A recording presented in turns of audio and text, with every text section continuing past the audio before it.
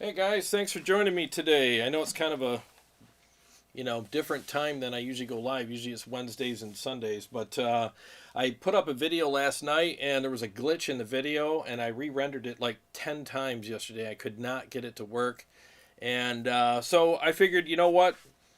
I'll just go live, and I also got lucky because Fluff actually released his video on the Iconic, and boy, what a drastic difference between the two videos, right? The one that EVH released and the one that Fluff released. I mean, it doesn't even sound like the same amplifier, which goes to show that there's so many factors when it comes to watching a video on YouTube. I mean, there's whoever the reviewer is, the player. It's their taste, the way they dialed in the amp, their pickups, their playing style. It's all dialed in for all that. Whether or not they're pushing it with a pedal, what cab they're using, what speakers, what mics, what mic positions, if there's any post EQing or compression or whatever done, whether or not it's done at all. I mean, there's so many variables, so we can't really take one video that we watch on YouTube and go, well, that amp's a turd, or it's amazing, or whatever. You really have to get it in your hands and decide for yourself. And I know that, we're not always going to buy every single amp just to figure it out. I totally get that, but I would at least watch more than one video.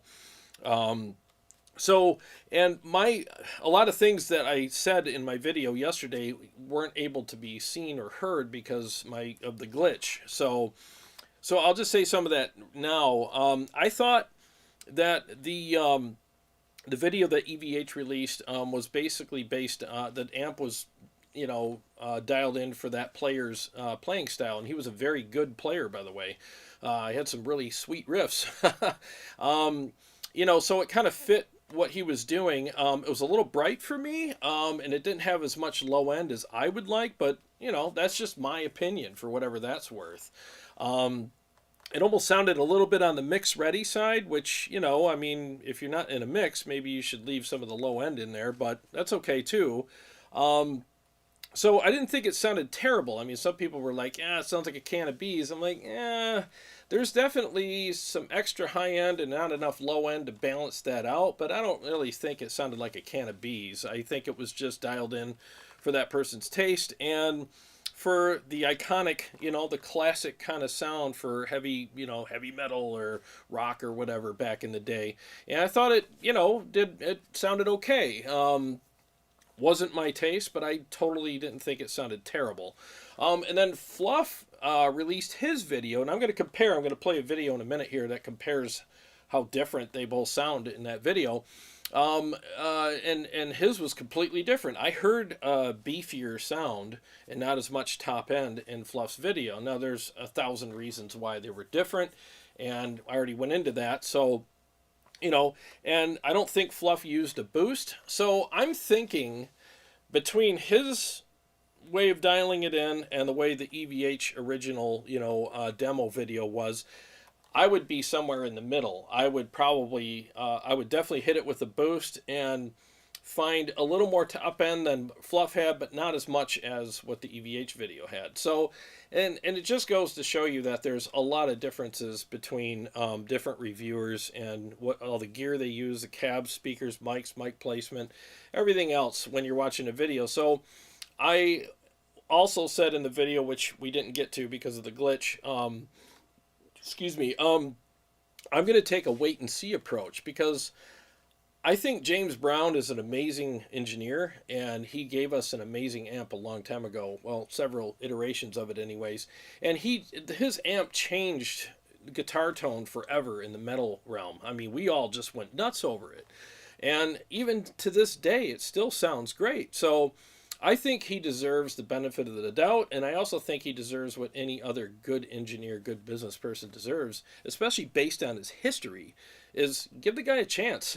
Let's play it. Let's find out what this is all about. And I love the fact that the amplifier is $899, and EVH could have easily just went nuts with the price and said, let's blame a bunch of things and raise it up to, I don't know, whatever. I mean, $3,000 or $2,000 or whatever. and maybe they would have changed some components to justify a little higher price or whatnot. But I mean, they could have easily done that, but they still kept that, Eddie's vision, which was, I want to make an amp that's affordable that everybody can own. And I think that's really cool that they did. And I'm not shilling for EVH. I mean, they don't know who I am.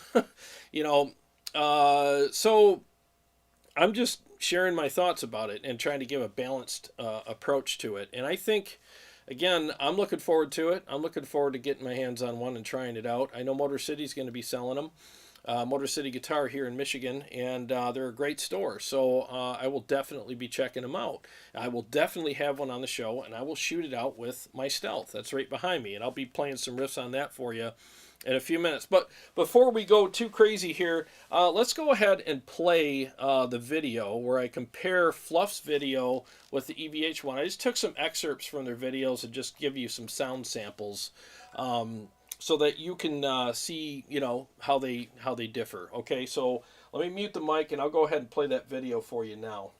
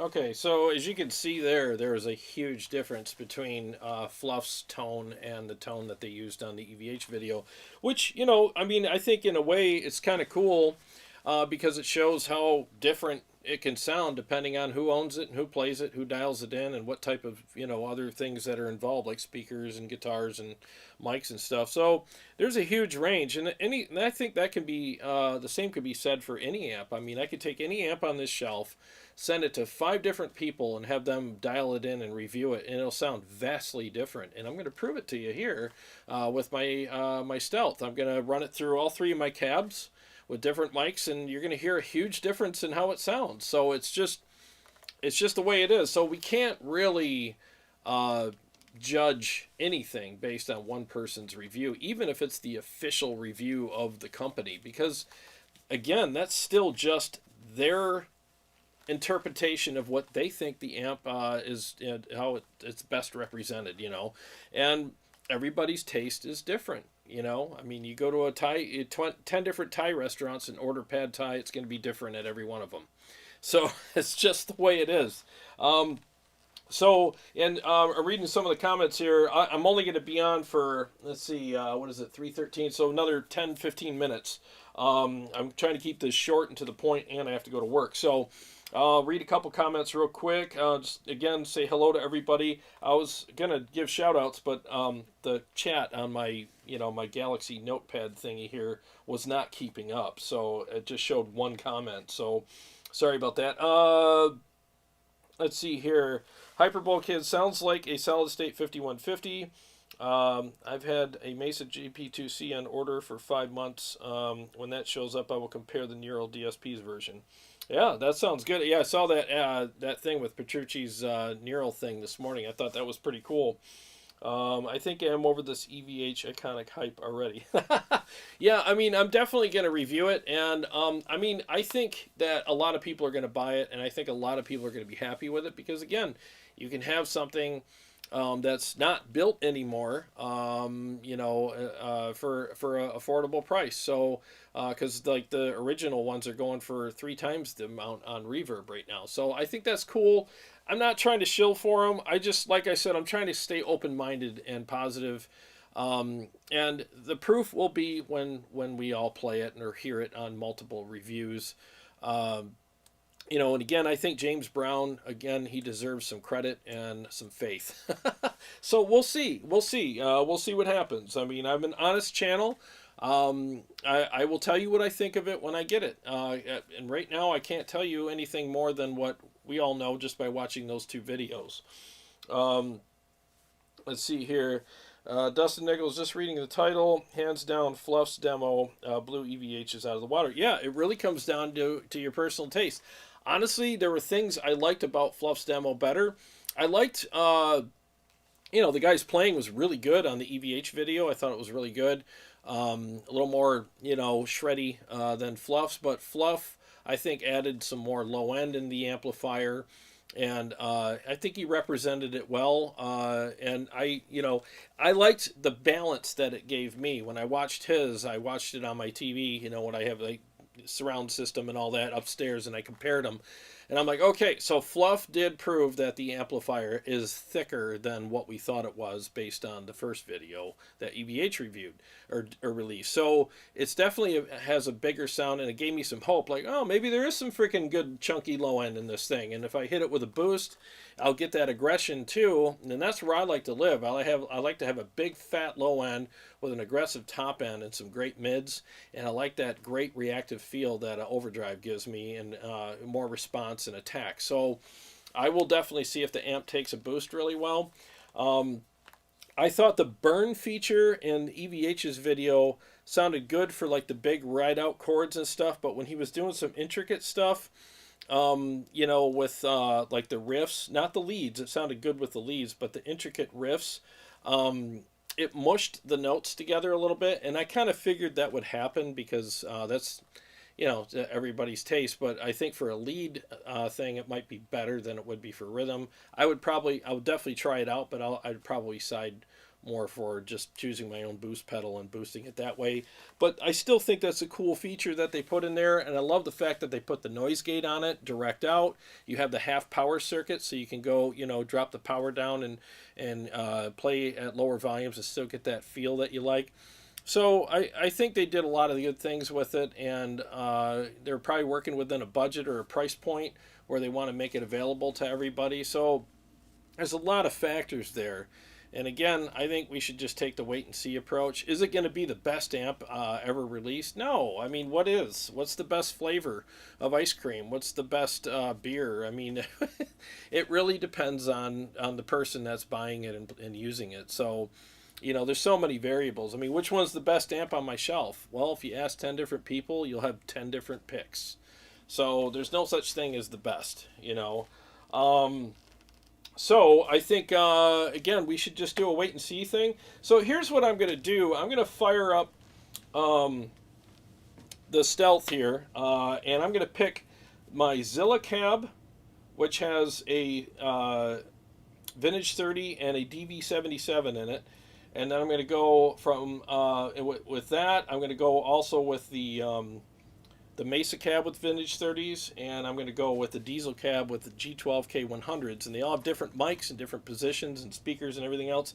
And I'm going to show you how different this amp can sound based on the speakers that I choose and the mics that are associated with those speakers. So let's go ahead and do that real quick just to give you some, some perspective on that. 1 second here.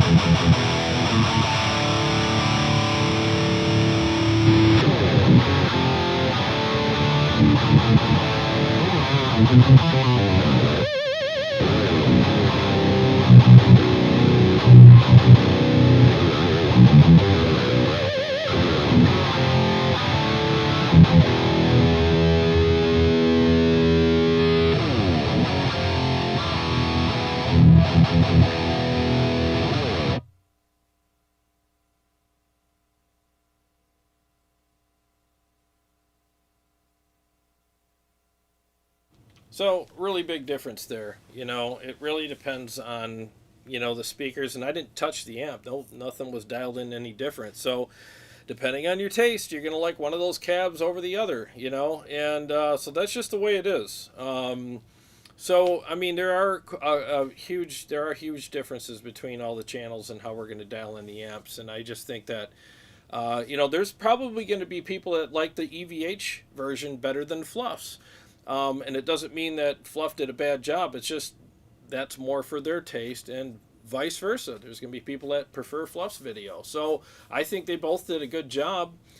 So depending on what you like, you're going to pick one over the other. And I know that makes really sound like a fence sitter, but that's the truth. I mean, it really is. I've been doing this long enough to know that, man, I'll tell you, I have purchased things that I saw on YouTube because I thought it was going to be amazing, and I found out it was a giant turd. And I've also not bought things because it didn't sound that great on YouTube, and then when I ran across it by just, happenstance, I plug into it, I'm like, holy crap, this thing's amazing. So you really don't know. There's a lot of variables. So I think that we should give it a chance. No one's paying me to say any of this stuff. I'm just a working stiff like all you guys. I got to go to work. I got to wash trucks tonight. I got to leave here in about an hour to do that. So, I mean, I'm just giving my 2 cents, and I'm really bummed out that my video got, screwed up because I was saying a lot of this stuff in the video, but no one got a chance to see that. There goes 5 hours of my life. but that's just the way it goes. JB 50 watt, regardless of whatever amps and plugins and whatever comes out, my next amp will be a JP2C. Oh, that's such a cool amp. I think that's one of the no-brainer amps. I think that is the best amp that Mesa has ever made. I really do. I just think that amp can do no wrong. So JB says, personally I love the Mesa cab best, but that Zilla cab is pretty good too. Yeah, I felt like it was a little bright over here on the diesel, and it might be mic placement. I just set up real quick, and I haven't set up my diesel cab in a while as far as the mics go, but it might be a little too close to the center. I don't know, but looking at it, it seems like it's off in the corner, but who knows? Let me see what time it is. Yeah, I got to get off here in a minute. But I just thought I would come on and just have a quick video because I don't trust my software right now as far as, rendering goes. For some reason, it didn't render properly. And I didn't want to spend another 5 hours down here doing another stupid video only to have it screwed up again. So I figured, you know what? I'm just going to go live and do a quick little comparison. And again, I think both videos, I think they represented what they were supposed to represent about the amplifier, and I think we shouldn't get so freaked out about it. I think we need to take a look at it. There's all these rumors and hyperbolic statements and, oh, it's a hybrid amp and this and that. How do we know that? Until you get inside and look at it, you don't really know. So I just, and even if it sounds amazing, who gives a crap? I don't care if there's a little squirrel in there running around making all the tone on a little hamster wheel. I mean, if it sounds great, I guess I'll buy a bag of nuts and keep the thing fed so I can keep playing, I mean, who gives a crap, I know I'm being hyperbolic now, but I mean, I just think that it's kind of exciting that we got some gear to look forward to, and there's going to be a lot of happy people that can get something that is in the EVH family of tones, and it has the EVH branding on it, and I think it sounds very familiar, as far as the EVH stuff goes. There's definitely some characteristics in the amp that are like, yeah, it sounds like a freaking EVH, So why don't we, give it a chance. Maybe I'll do a mix real quick. Let me see how many people are in here. Live chat. This thing is really screwing up on me today. I don't have my glasses. / 16 is the end of it. Never heard of Zilla cabs before, but sounded sweet. Oh yeah, it's a good cab. They're made in England, and you can get custom versions of them. I have the snakeskin Tolex, and then I got a DV77 on one side and a vintage 30 on the other, and it does sound, it's thick, it's got a real beefy sound, and some of it has to do with that DV77. I think the DV77 is a great add-on to a speaker collection in a cab, but I don't think you should replace all your speakers with them because they are a bit dark, but they do add some thickness to your tone if you blend them with a vintage 30 or something else. I mean, they are great speakers for that. They're a great plus one, a great plus one speaker. Yeah, let me see what I got here. I don't want to do anything too complicated today because I am playing like crap today. I tried to warm up. I was going to do something fancy, and I'm like, you know what? I don't have it today. I sound like crap. So, with that, let me just do a quick mix just to give you an idea of what the Stealth sounds like and what I'm going to be comparing the Iconic to. It's going to be the Stealth first. I mean, why wouldn't I? Let's see how close it is to the Stealth. So this is the Stealth 100 Blue channel, and I'll just do a quick mix for you guys, and I'll wrap up after that.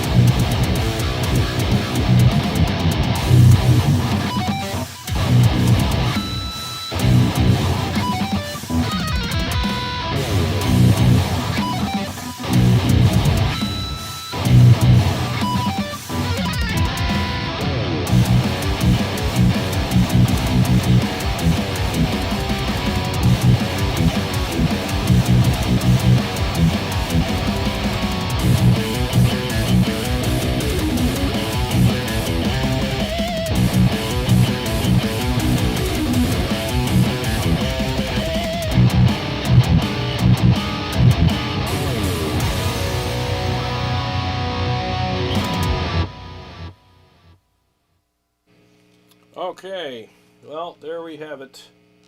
There we have it. Okay, so I just wanted to do a quick, quick video with you guys. I'm going to wrap up here in a minute. Let's see.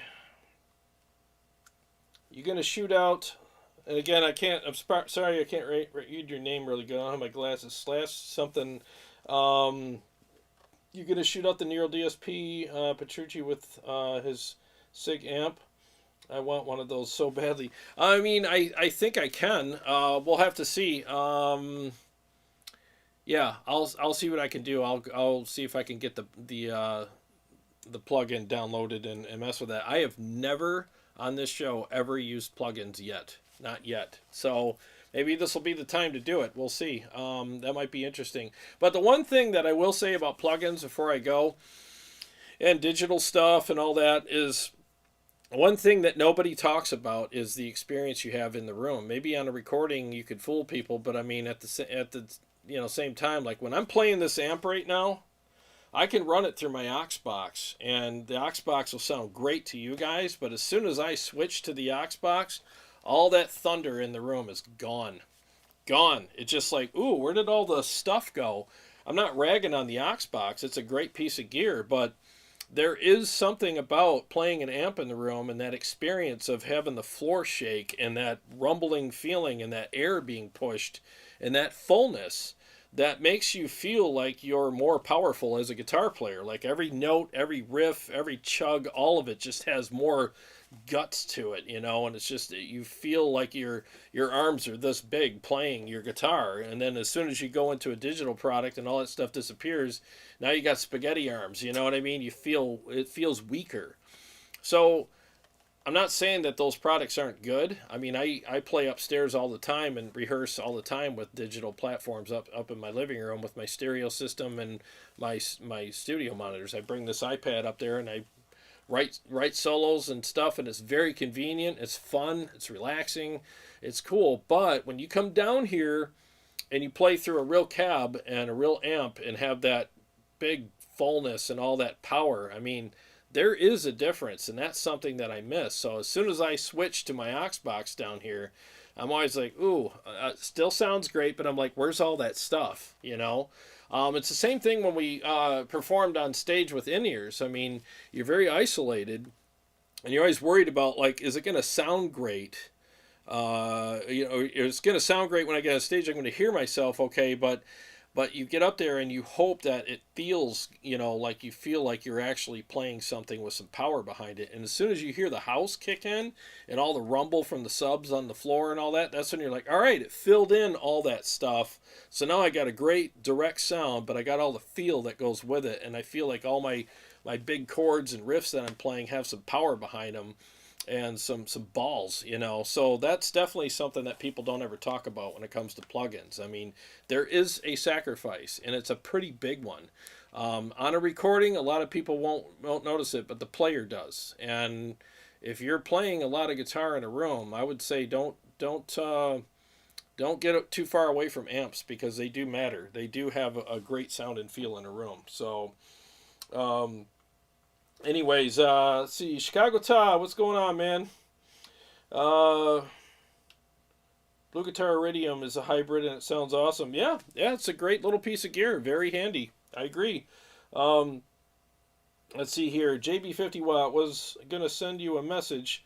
I think you should compare to the same tube amp. It would be cool to see how much variation there is. Let's see. Because one thing modeling doesn't capture. Oh, yeah, it'd be interesting to see if two tube amps are vastly different from each other. If I ever get my hands on two of them, two of the same amp, I might consider doing that. It's a good thought. Anyways, well, guys, I want to keep this short because I do have to go to work, and I'm already a minute over 30, which I wanted to stay under 30 minutes here. But please comment below about what you thought about the comparisons, and we can keep the conversation going afterwards. And please share this. I would appreciate that. If you haven't subscribed, please do. Just hit a like or something for me. Help me out with the algorithm. I appreciate it. We put a lot work into these live streams and the videos. And again, that 5 hours I spent on that video yesterday, shot to hell. Nothing I could do. So I figured I'd at least go live today and see if I can get something for all my time. And I'm glad Fluff released that video because it gave me some more perspective that I can share with you guys. So, all right, well, God bless you guys. I got to get to work. Thanks for watching. I really appreciate it, and I look forward to seeing you guys Sunday night at 7. Every day's a gift, and thank you so much for spending part of yours with me.